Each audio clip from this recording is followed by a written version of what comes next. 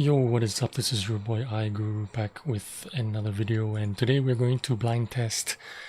Actually, I already made this video. This is my second time making this video because the video I made about the blind test slash reaction video on this tank didn't accurately try to convey that message that I wanted to put out on this tank.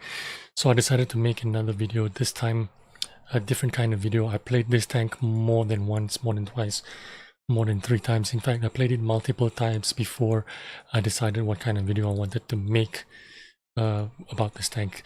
So anyway, in case you didn't know, this is the tier 10 heavy top of the line French, which is opposite of the AMX 50B.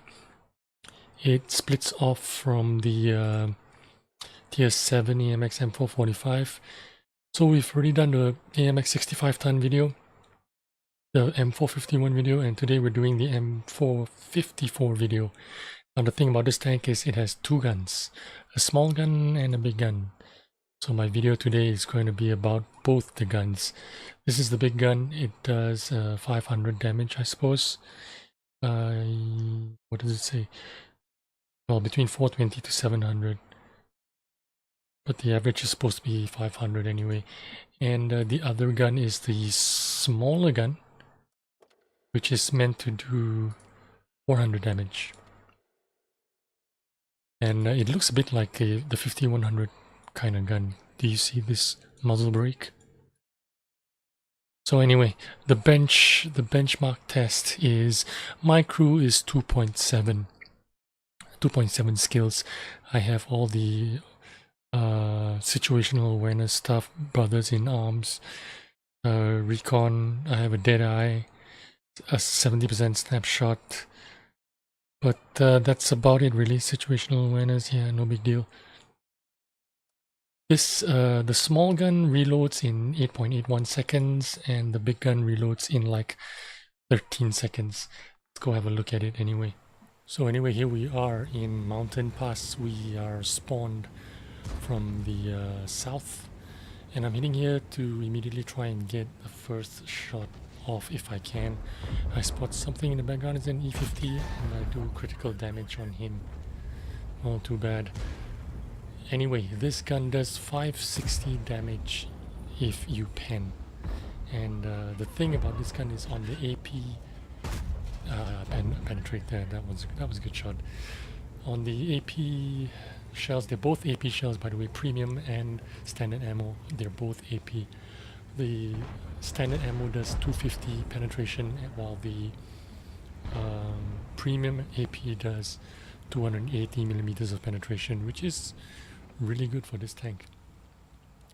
So I'm going to sit here, wait at the corner, and see if I have something to shoot. I spot a pattern and I managed to penetrate him. I think I was using the AP shells here. There's a bug that doesn't show my reload time, and it doesn't show what shell I'm using. But the reload that I have on right now is around 12.5 seconds with all the crew skills, BIA, food and stuff on. Now without that, you're gonna have like more than 15 seconds. And I didn't pen that pattern there that time. So I'm going to be playing as safely as possible. The aim time on this gun is 1.98 with everything that I have right now. And the dispersion is 0.31, which is not great, but it's not bad, you know what I mean? For 560 damage is quite good. Oh, here's a great shot there. I think that's over 900 damage, including the fire. Boy, did that guy have a bad day. So anyway, it does have good frontal armor, but obviously there's going to be some weak spots, and the weak spot is at the lower plate, of course. The top plate, you're going to see from this Conqueror, he's going to like shoot me a couple of times, and it's not going to be able to penetrate. That's because I've got 220 frontal hull armor, and when I'm angling it like that, it's going to be a lot more, which means I'm going to bounce all day.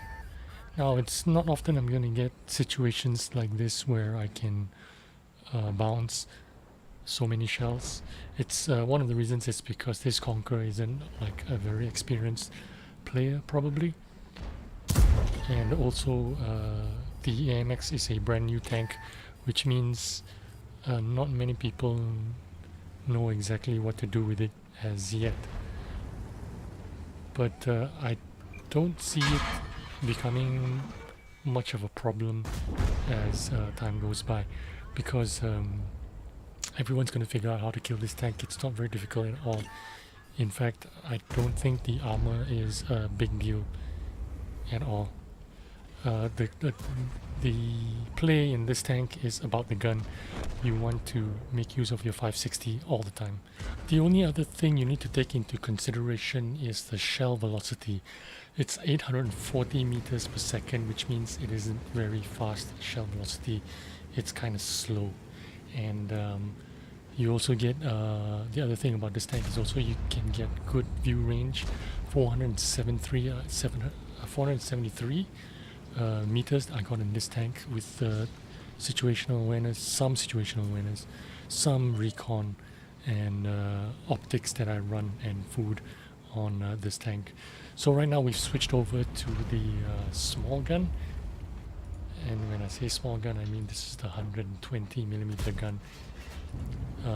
It carries two kinds of shell, the standard AP shells, which is 264 penetration, and this one carries APCR as the premium ammo with 325mm penetration.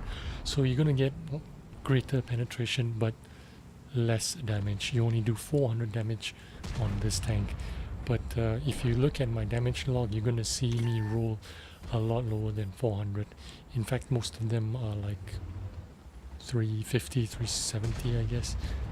It does not feel like a 400 roll every time. But the advantage you get from this gun is 8.8 seconds reload, which means I can load quicker than my IS-3 or Defender or something like that, and this can be quite useful. You're gonna see me pick apart this guy with the speed of reload that I have, and he's gonna come around and finish off the 4005, but that means it's gonna be easy for me. I track him here, and the next shot I'll just finish him. That cheeky, is that 50B or 5100? That guy was cheeky, but I can be just as sneaky. And I find a little spot there, and he pays a big price for it. He gets double tapped and nothing left of his HP. I should have hit that shot there, but it hit the underside of the bridge this time. Anywho, I go forward and I catch him with his pants down and take him out. So now all I need to do is push forward, and because I'm going to be in a hull down position, I'm not going to be too afraid of these guys. I think the TVP is reloading, so I'm just going to push forward here. He looks kind of apprehensive. That's how I figured out that he was reloading. But I do take a big hit here on the side, over 800 damage from the enemy 4005. And in this game I actually shot 100% AP, which is why I couldn't penetrate this 5100 there. And that's when I switched to the APCR, because I'm going to need that to penetrate there. He didn't angle his face enough, so I still managed to penetrate him. And then this E50 blocks me from reversing, and I got a slap in the face from the Type 5. So anyway, I'm down to no HP, which means I can't take a hit from anyone. Even if this guy breathes down on me, I'm gonna be dead.